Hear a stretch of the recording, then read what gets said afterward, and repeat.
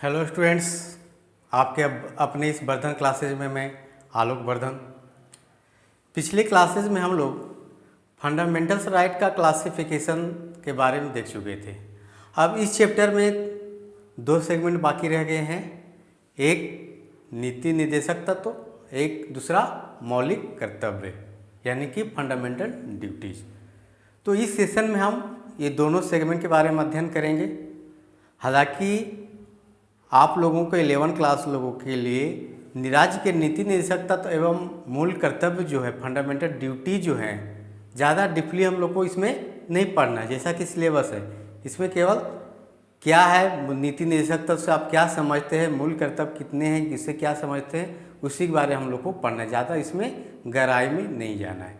फिर भी हम लोग देखते हैं राज्य के नीति निर्देशक तत्व, है ना।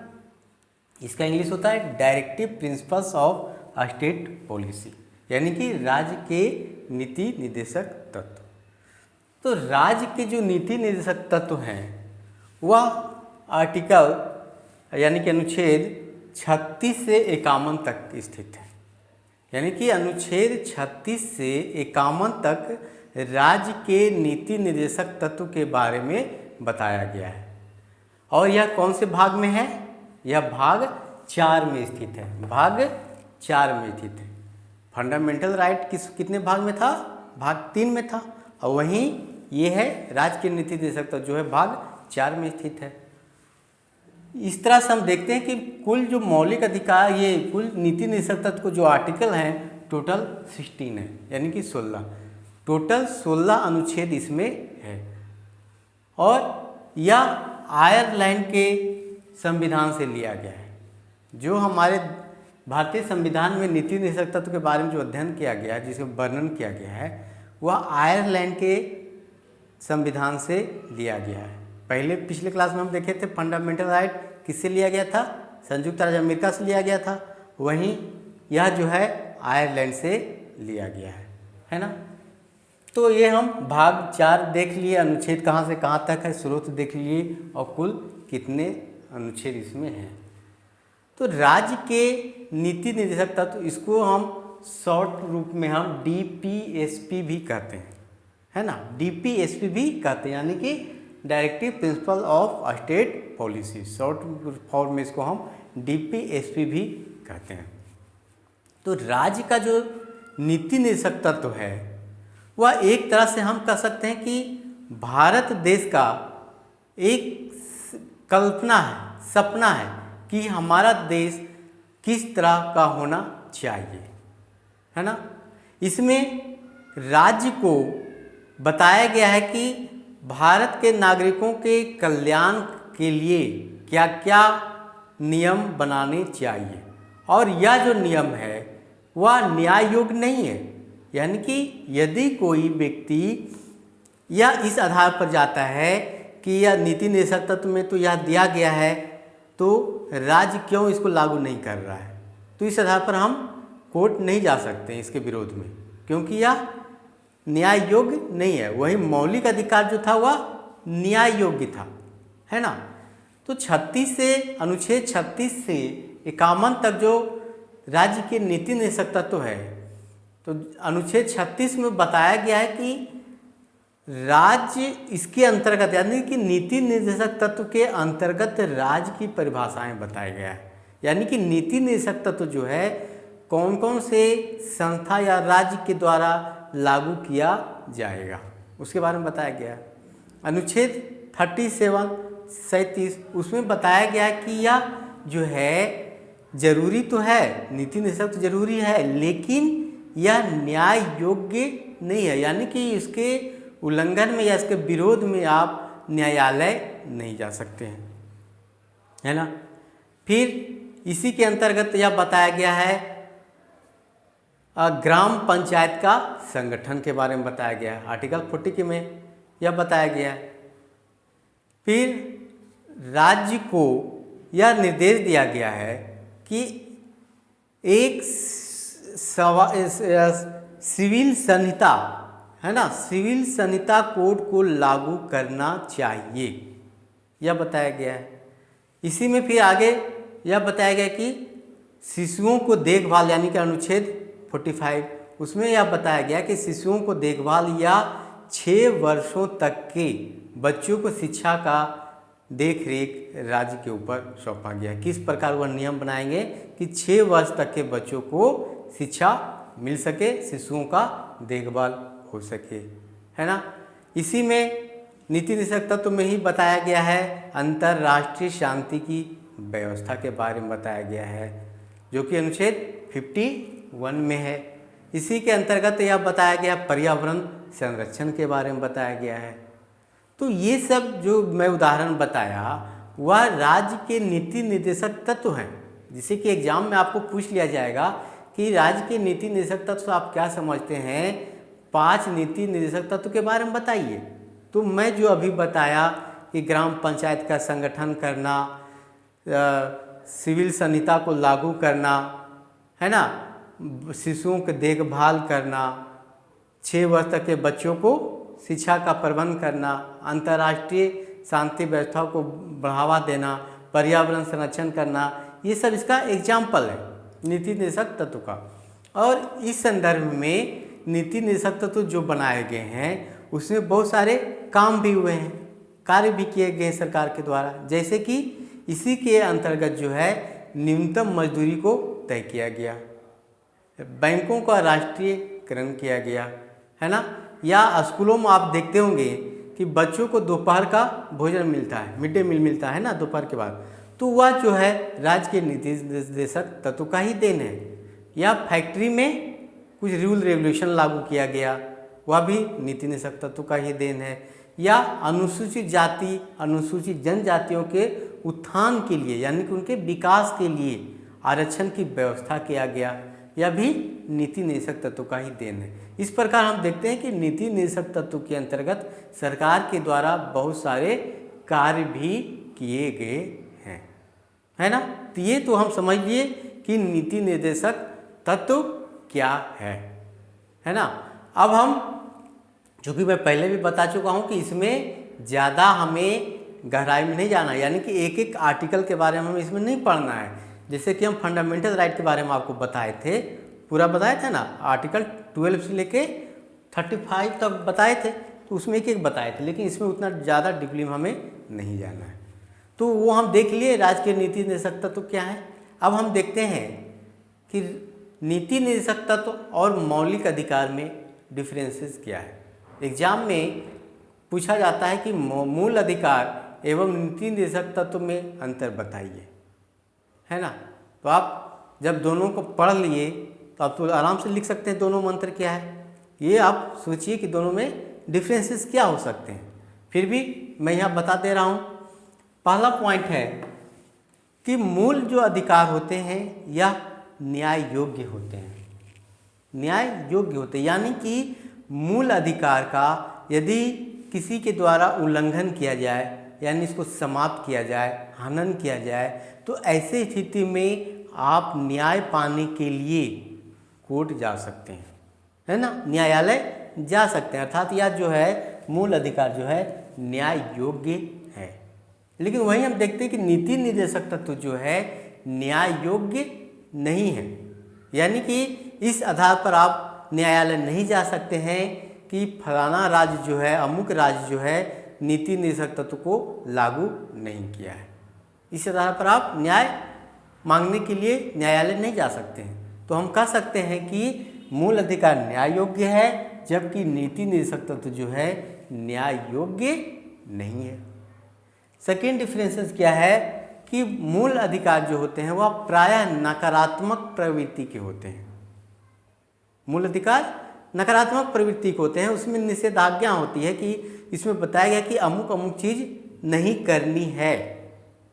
और वहीं नीति निर्देशक तत्व जो होती है वह सकारात्मक प्रवृत्ति की होती है ना।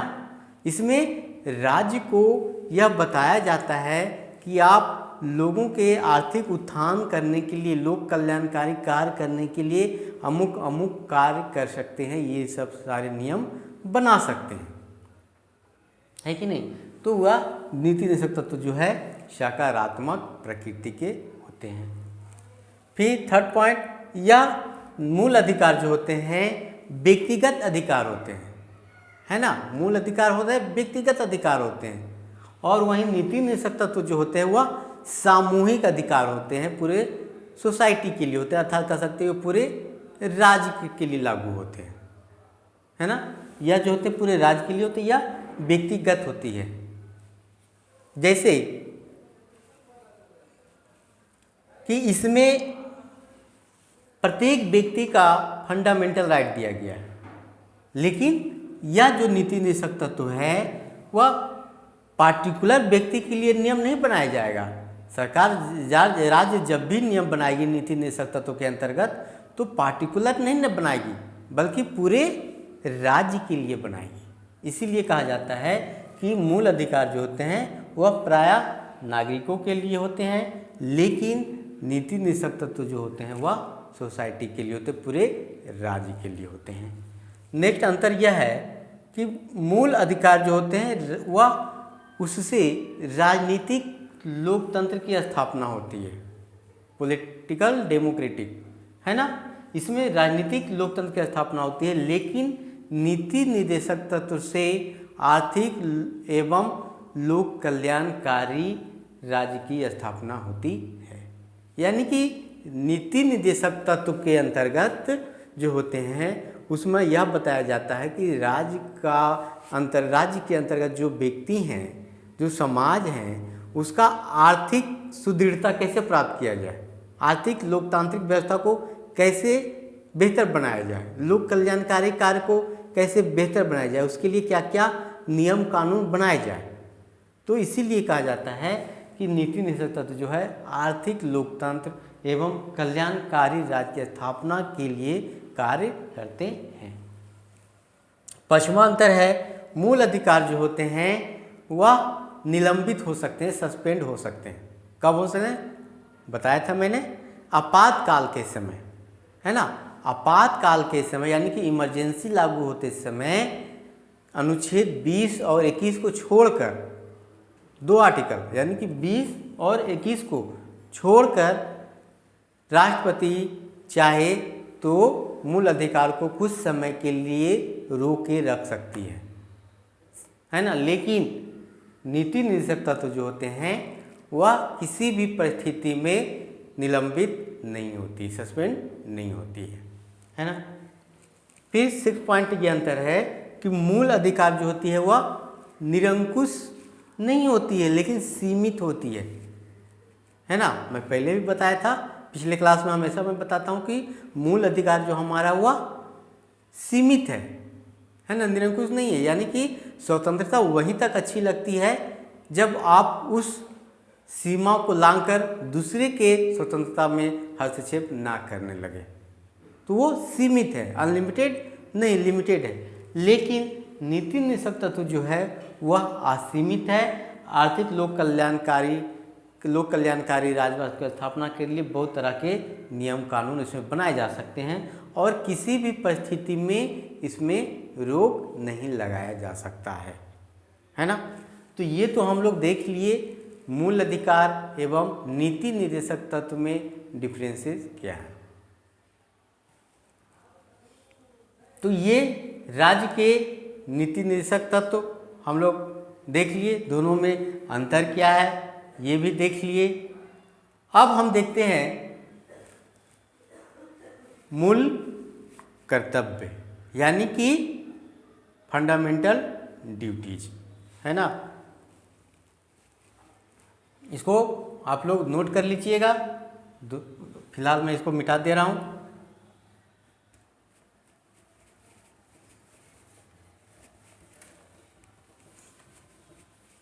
आगे हम लोग पढ़ेंगे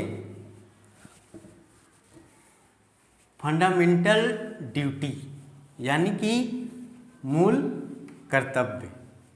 पिछले क्लास में हम लोग मूल अधिकार पढ़े थे, अब आज हम पढ़ेंगे मूल कर्तव्य, है ना।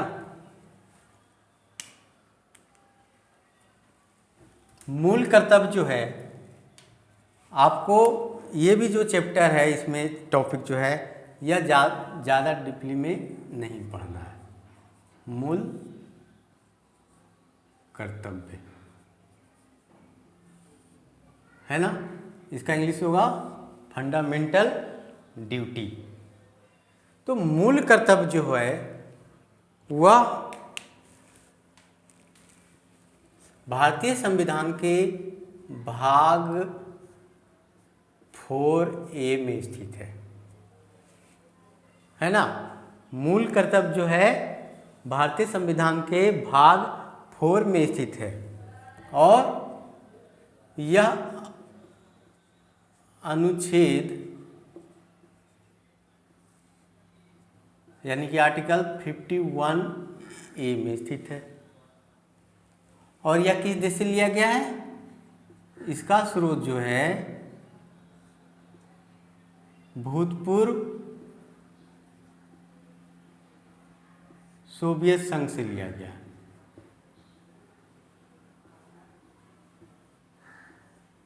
भूतपूर्व सोवियत संघ से लिया गया है। फंडामेंटल ड्यूटी जो है सोवियत संघ से लिया गया और यह बहुत बड़ा आश्चर्य लगेगा आपको जानकर कि मूल कर्तव्य जो है जितने भी डेमोक्रेटिक कंट्री है, जितने भी लोकतांत्रिक देश है, उसमें कहीं भी कोई भी देश में मूल कर्तव्य को संविधान में अंकित नहीं किया गया है ना।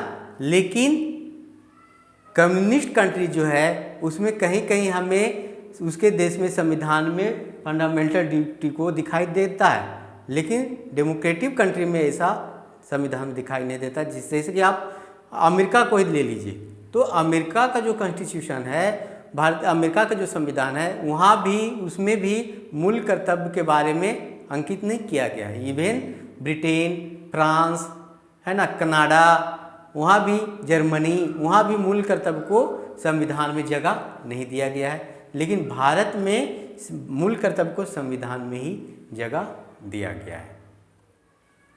तो मूल कर्तव्य जो है प्रारंभिक अवस्था में यह नहीं दिया गया था संविधान में, यानी कि यह जो है बाद में 42वां संविधान संशोधन 1976 के तहत मूल कर्तव्य को इसमें लाया गया और अनुच्छेद 51A में इसको ऐड किया गया। यह जो है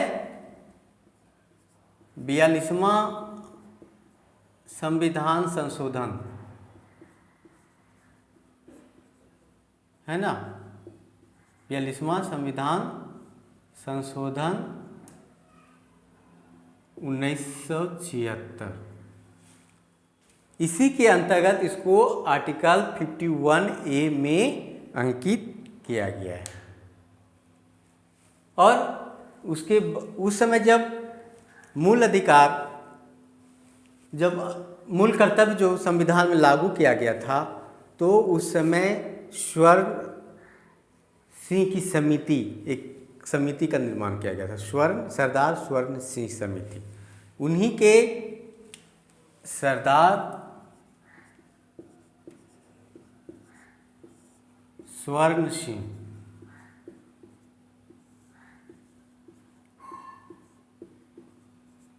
है ना, सरदार स्वर्ण सिंह एक कमेटी का निर्माण किया गया था और उन्हीं के अनुरोध पे मूल कर्तव्य जो है अनुच्छेद 51A में भारतीय संविधान में अंकित किया गया।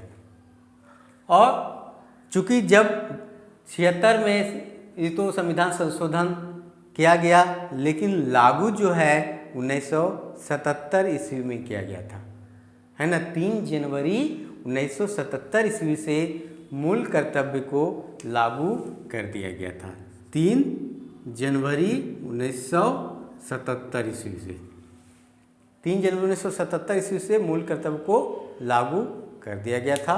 और उस समय मूल कर्तव्यों की संख्या टोटल 10 थी। मूल कर्तव्यों की टोटल संख्या उस समय 10 थी, लेकिन वर्तमान समय में मूल कर्तव्यों की संख्या 11 हो गई है।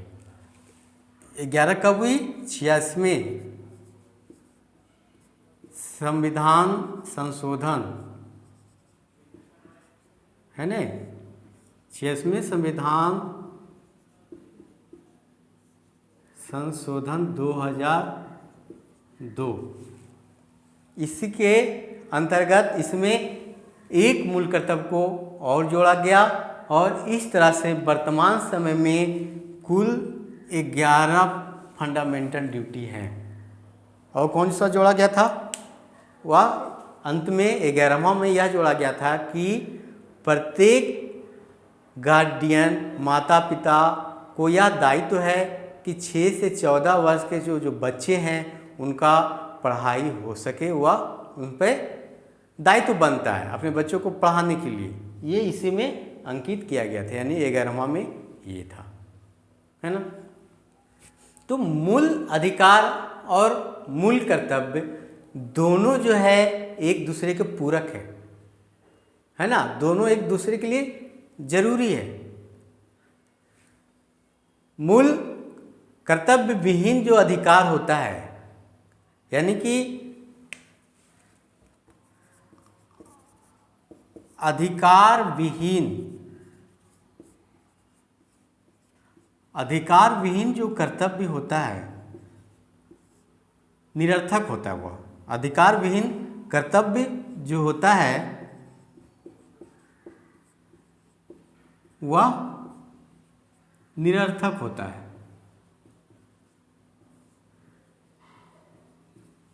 है ना। अधिकार विहीन कर्तव्य निरर्थक होता है एवं,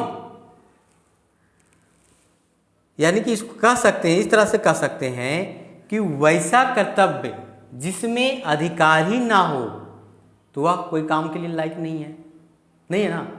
जैसे केवल आपको यह कह दे कि एक संस्था में कोई काम कर रहा है, कोई ऑफिस में काम कर रहा है, उसका ड्यूटी दिया गया है कि आपको इतना बजे से इतना बजे आना है और काम करना है। बीच में आपका ना तो कोई लंच की व्यवस्था है, ना तो आप गप्पे मार सकते हैं, ना तो कुछ वॉशरूम जा सकते हैं, ना तो कहीं भी आप कुछ भी नहीं कर सकते हैं। आप कंटिन्यू वर्क ही कीजिएगा, कंटिन्यू। अगर कुछ भी 1 सेकेंड के लिए भी कुछ इधर उधर हुआ तो आपको सस्पेंड कर दिया जाएगा। यानी कि उसमें कर्तव्य तो है लेकिन अधिकार विहीन है, उसमें कोई भी अधिकार नहीं दिया गया है। तो वैसा कार्य क्या होगा? निरर्थक होगा, यानी कि कोई औचित्य नहीं है। वहीं दूसरी तरफ हम देखते हैं कि अधिकार विहीन कर्तव्य जो होते हैं, अधिकार, यहाँ तो हमने देखा अधिकार विहीन कर्तव्य जो होता है वह निरर्थक होता है। वहीं वैसा अधिकार जो कि कर्तव्य तो दिया गया है, अधिकार तो दिया गया है लेकिन कर्तव्य नहीं दिया गया, तो वह क्या होगा? निरंकुश हो जाएगा, है ना। यानी कि उसमें अधिकार दिया गया है कि आपको ये सब अधिकार है, ये काम कर सकते हैं, आपको ये सुविधा मिलेगा, ये फैसिलिटी मिलेगा, आपको बहुत सारे लाभ मिलेगा, लेकिन उसमें जो है कर्तव्य क्या है, क्या काम करना है वो तो नहीं दिया गया है, तो वह एक निरंकुश की स्थापना होगी। तो इस तरह से हम देखते हैं कि मूल कर्तव्य एवं मूल अधिकार दोनों जो होते हैं एक दूसरे के पूरक होते हैं। दोनों तभी अच्छा लगते हैं जब दोनों साथ साथ चलते हैं, है ना, तभी दोनों शोभा देते हैं। तो इस तरह से हम देखते हैं। अब मूल कर्तव्य क्या है, 11 पूरा उसको हम देख लेते हैं कौन कौन से मूल कर्तव्य हैं।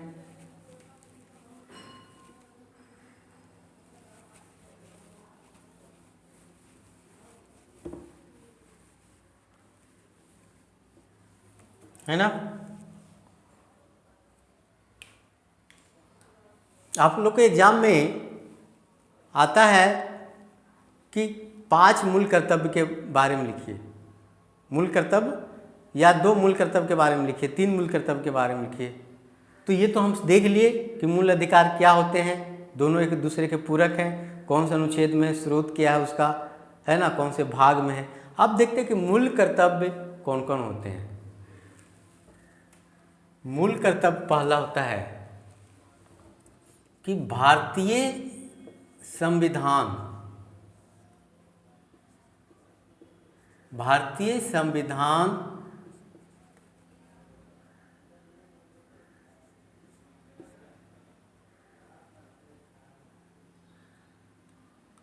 भारतीय संविधान एवं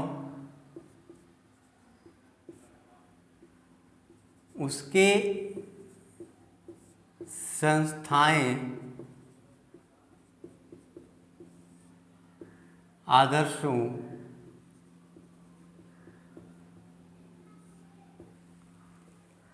राष्ट्रगान, राष्ट्रध्वज का सम्मान करना, यानी कि आदर करना। तो पहला जो मूल कर्तव्य है उसमें यह बताया गया कि भारतीय संविधान, उसके जो आदर्श हैं, उसकी जो संस्थाएं हैं, एवं राष्ट्रगान जो है, राष्ट्रध्वज जो है, तिरंगा झंडा, उसको हमें सम्मान करना है। इसीलिए यह आप अक्सर देखते हैं, या आपको यह करना चाहिए कि जब भी कहीं आप नेशनल एंथेम कहीं सुन रहे हैं या कोई नेशनल एंथेम बोला जा रहा है, तो उसको रिस्पेक्ट देने के लिए सावधान मुद्रा में वहाँ पे खड़ा हो जाना चाहिए, यानी कि उसको आदर करना चाहिए, रिस्पेक्ट करना चाहिए। ये हमारा फंडामेंटल ड्यूटी में दिया गया है। इसलिए अब से जब भी आपको राष्ट्रगान गाने का मौका मिले, या वैसे समारोह में आप हैं जहाँ राष्ट्रगान गाया जा रहा है, तो उसमें वैसी स्थिति में आप लोग सभी खड़े हो जाए एवं सावधान की मुद्रा में खड़े हों, है ना। तभी तो उसका रिस्पेक्ट होगा, राष्ट्रगान का या राष्ट्रध्वज का भी रिस्पेक्ट करना है। ये हमारा फंडामेंटल ड्यूटी में दिया गया। दूसरा है स्वतंत्रता के लिए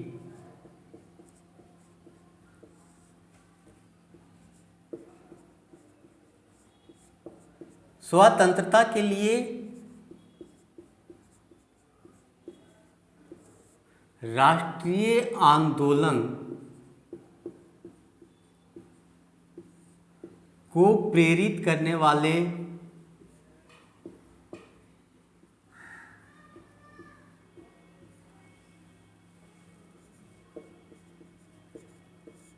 आदर्शों को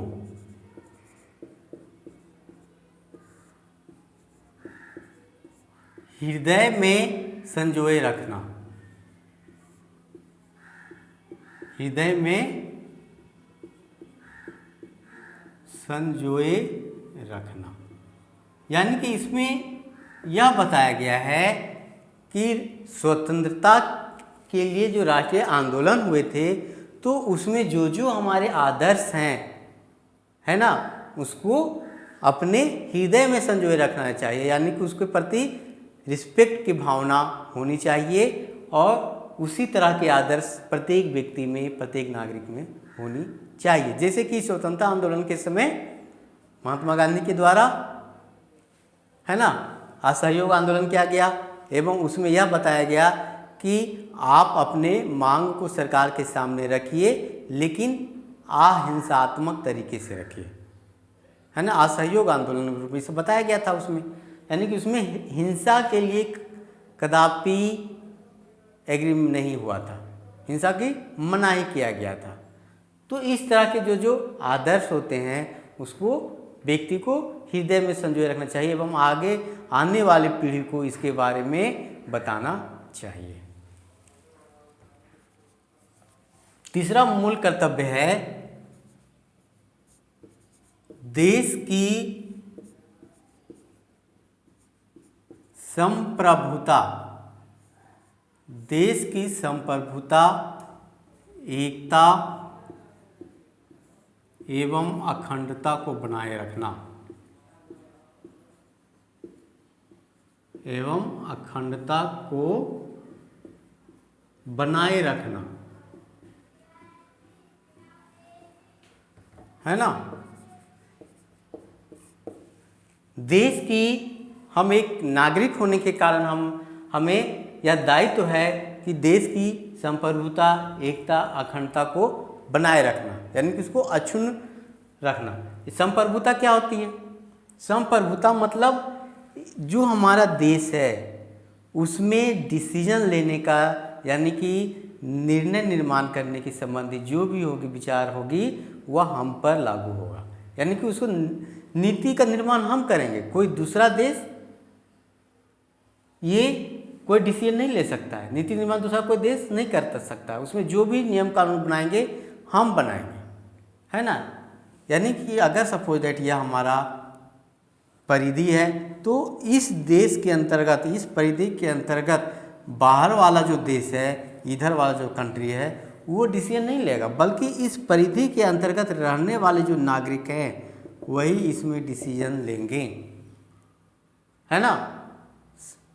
और एकता, यानी कि उसमें अखंडता होनी चाहिए, प्रत्येक व्यक्ति में एकता होनी चाहिए, कोई भी भारत देश को अलग नहीं करे। इसी को हम अखंडता को बनाए रखने के लिए कर्तव्य दिया गया है। चौथा है देश की रक्षा करना। देश की रक्षा करना एवं देश की रक्षा करना एवं जरूरत पड़ने पे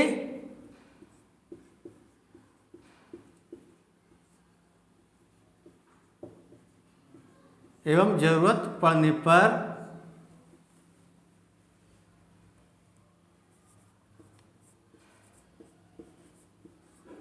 देश की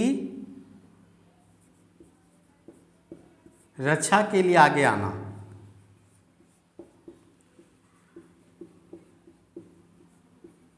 मतलब कि जब हमारे देश में कोई संकट आ गया तो उसमें यदि उसमें राष्ट्र का आह्वान है, यानी कि सरकार के द्वारा यह बुलाया गया है कि अब सारे नागरिक आइए देश की रक्षा कीजिए। कुछ वैसा विकट स्थिति आ गया कि सेना के द्वारा अब संभल नहीं पा रहा है, तो उस समय आह्वान होने के पर प्रत्येक नागरिक का यह कर्तव्य है कि वह देश की रक्षा करने के लिए आगे आएँ।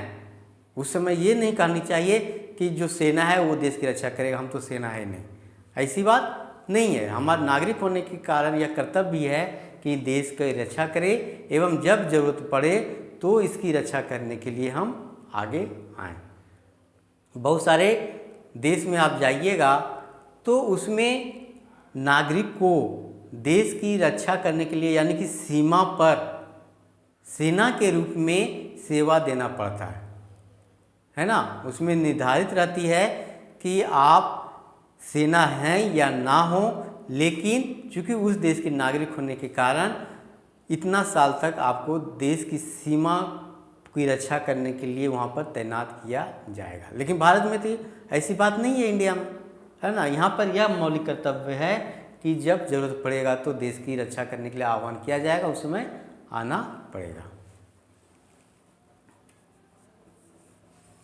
पांचवा मूल कर्तव्य है कि देश की एकता के लिए समरसता एवं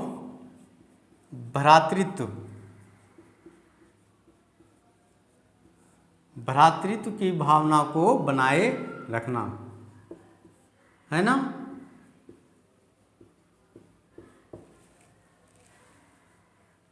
यानी कि देश की एकता के लिए जो हार्मोनी है, समरसता है, भ्रातृत्व है, भाईचारा है, वह हमें बनाकर रखना है। और वह जो हो गया धर्म से, भाषा से, क्षेत्रीयता से परे होगा, है ना। यानी कि भाषा, धर्म, क्षेत्र ये सब उसमें सम्मिलित नहीं होना चाहिए। जब सम्मिलित हो जाएगा तो फिर तो भ्रातृत्व की भावना ही समाप्त हो जाएगी, है ना। तो इसीलिए कहा गया है कि देश की एकता के लिए समरसता एवं भ्रातृत्व को बनाए रखना। एवं इसी में है कि वैसी प्रथा को त्याग करना जिससे महिलाओं के सम्मान के ठेस पहुँचे। इसी के अंतर्गत यह दिया गया है कि वैसी प्रथा को समाप्त करना जिससे महिलाओं के सम्मान को ठेस पहुँचता हो। तो इस तरह से ये 5 हो गए, 5 मूल कर्तव्य हो गए। एग्जाम में अक्सर 5 मूल कर्तव्य आता है लिखने के लिए, ये आप नोट कर लीजिएगा, है ना।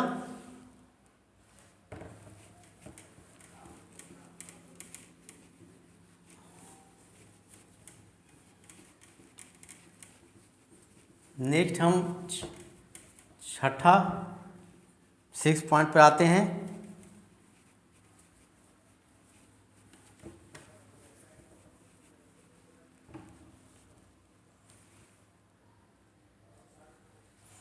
सिक्स नंबर कहता है कि संस्कृति को, भारत की संस्कृति जो है उसको बनाए रखना।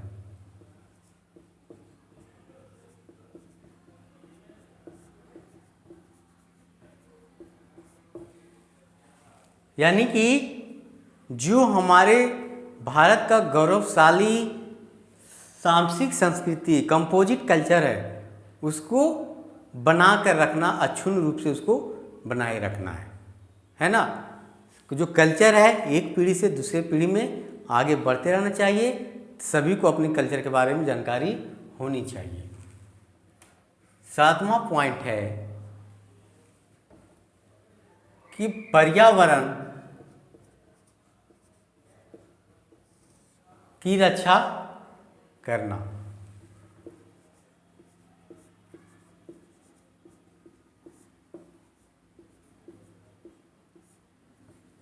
है ना, पर्यावरण की रक्षा करना। पर्यावरण की रक्षा करना, इसके अंतर्गत वन, जंगल, वन या तालाब, नदी या जीव जंतु जो हैं उसको रक्षा करना है, उनको विलुप्त नहीं होने देना है ना, उसको हमेशा अभिवृद्धि करना, यानी कि संजोए रखना है, उसको आगे बढ़ाना है, तभी तो पर्यावरण की रक्षा होगी, है ना। तो ये चीज़ हम देखें कि पर्यावरण के बारे में जो है मूल कर्तव्य के में भी बताया गया है और राज्य के नीति निर्देशकता यानी डीपीएसपी में भी इसके बारे में चर्चा किया गया है। आठवां बिंदु क्या है? आठवां बिंदु है वैज्ञानिक दृष्टिकोण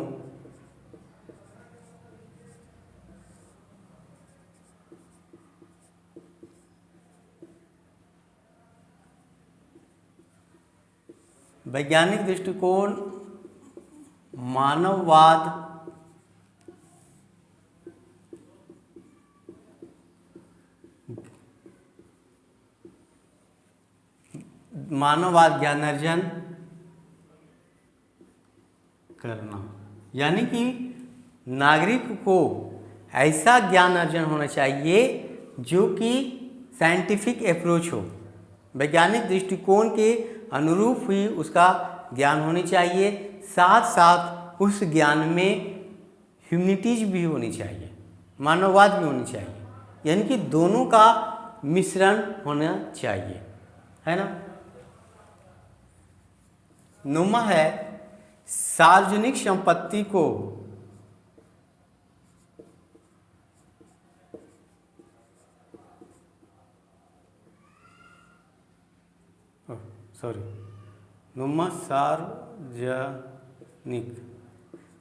सार्वजनिक संपत्ति को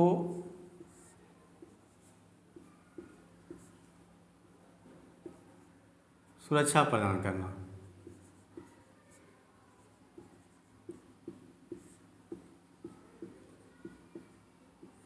है ना। सार्वजनिक संपत्ति किसे कहते हैं? जो कि सरकारी संपत्ति होती है। सार्वजनिक संपत्ति यानी कि सरकारी संपत्ति। तो सार्वजनिक जो संपत्ति है होती है उसको नष्ट नहीं होने देते हैं। आजकल हम लोग क्या देखते हैं कि जब भी कोई आंदोलन होती है तो सरकारी संपत्ति को नष्ट किया जाता है ना। जैसे कि रेल में आग लगा दिया गया, रेलवे स्टेशन को तोड़ दिया गया, बस स्टैंड में आग लगा दी गई। तो ये सब नहीं होनी चाहिए। हमारा मूल कर्तव्य में इसके बारे में बताया गया है कि सार्वजनिक संपत्ति का रक्षा प्रदान करने का कर्तव्य किसके ऊपर है? भारतीय नागरिक के ऊपर है।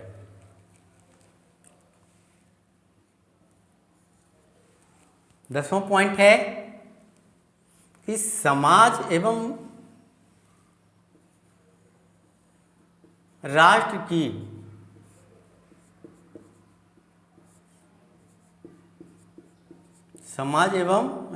की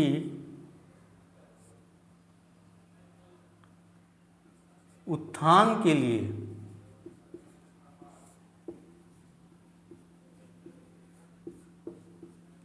व्यक्तिगत एवं सामूहिक प्रयास करना।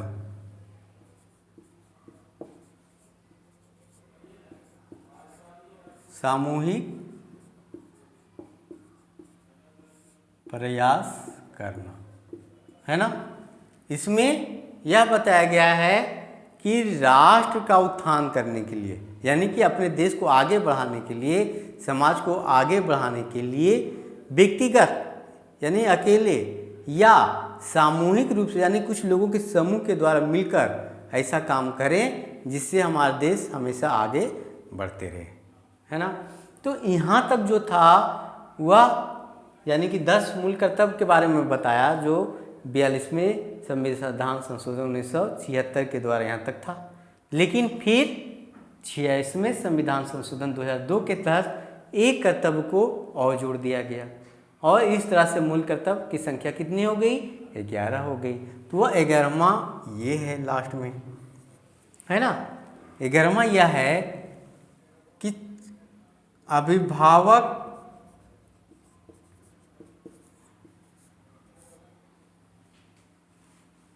एवं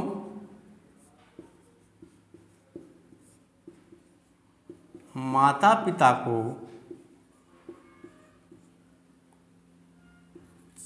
6 से 14 वर्ष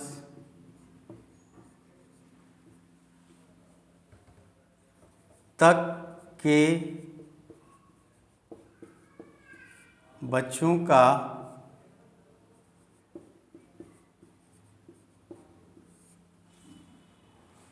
शिक्षा के लिए जागरूक रहना या शिक्षा का व्यवस्था करवाना, है ना। यानी वैसे बच्चे जिनकी उम्र 6 से 14 वर्ष के बीच में है तो उनके माता पिता या उनके संरक्षक गार्डियन अभिभावक को यह कर्तव्य बनता है कि उस बच्चे को शिक्षा का प्रबंध कराया जाए, है ना। उसके प्रति जागरूक रहिए, है ना।